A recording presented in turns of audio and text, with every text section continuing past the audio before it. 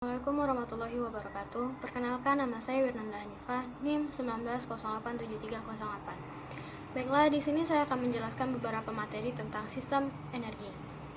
Baiklah, yang pertama itu ada energi. Energi adalah kapasitas untuk melakukan kerja atau work of capacity.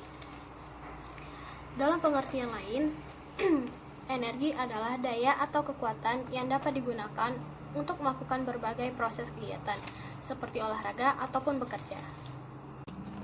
Baiklah, selanjutnya untuk melakukan aktivitas sesuai fungsinya, setiap komponen fisiologis memerlukan energi, yaitu aktivitas. Aktivitas sendiri adalah kegiatan yang biasa kita lakukan dalam kehidupan sehari-hari. Dalam aktivitas tersebut, terjadi gerak yang kita lakukan. Dari gerak tersebut, mungkin ada beberapa organ dalam yang bekerja seperti otot, jantung, paru-paru, serta otak. Dari setiap organ yang bekerja tentu membutuhkan energi. Jadi, pentingnya energi untuk aktivitas sehari-hari adalah sebagai penunjang atau sebagai pendukung kegiatan kita sehari-hari agar terjadi dengan baik. Tanpa adanya energi, maka kerja otot, jantung, paru, dan otak tidak begitu maksimal, dan gerak kita pun menjadi terbatas, sehingga aktivitas yang kita lakukan sangat buruk atau lemah. Selanjutnya itu ada ATP. ATP sendiri suatu nukleotida yang dalam biokimia dikenal sebagai satuan molekuler. Pertukaran energi intraseluler yang artinya ATP dapat digunakan untuk menyimpan dan mentransportasi energi kimia dalam sel. ATP juga berperan penting dalam sintesis asam nukleat. Selanjutnya yaitu ATP dipecah menjadi ADP plus PI yang menghasilkan energi untuk tubuh kita atau untuk aktivitas pada tubuh kita. Namun, produksi ATP sendiri itu sangat sedikit sehingga perlu dilakukan resintesa atau diulang. Zat yang ada pada sel tubuh dipecah menjadi adenosin urin yang terbentuk dari pemecahan endogen fosfat. Selanjutnya ada ADP. Cara kerja ADP hampir sama dengan ATP, hanya saja dari energi yang dihasilkan ADP dapat terjadi kontraksi dan reaksi otot sehingga terjadi gerak. Dari gerak tersebut kita dapat melakukan aktivitas. Berikutnya ada sistem energi. Sistem energi sendiri terbagi menjadi dua, yaitu sistem anaerobik dan anaerobik. Anaerobik sendiri adalah proses metabolisme energi tanpa menggunakan oksigen, sedangkan aerobik adalah proses metabolisme energi dengan menggunakan oksigen. Berikutnya yaitu sumber energi untuk pembentukan ATP.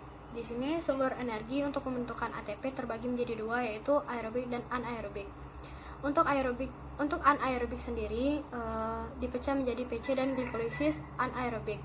Dari PC terbentuklah energi, dan dari glikolisis terbentuklah glukosa. Dari glukosa terpecah menjadi energi. Untuk anaerobik sendiri, sistem pemecahan dilakukan dengan sistem oksidasi. Sistem oksidasi tersendiri ini menghasilkan glukosa, lemak, protein yang akan menjadi energi. Sehingga dari kedua pemecahan tersebut terbentuklah energi yang menjadi ADP plus PI. ADP plus PI sendiri adalah ATP. Selanjutnya itu manfaat pembentukan ATP. Dari anaerobik sendiri terbentuklah glukosa, dan glukosa sendiri memiliki manfaat untuk membentuk tubuh dan mengencangkan otot. Sedangkan aerobik menghasilkan glukosa, lemak, dan protein, sehingga manfaatnya adalah menurunkan berat badan.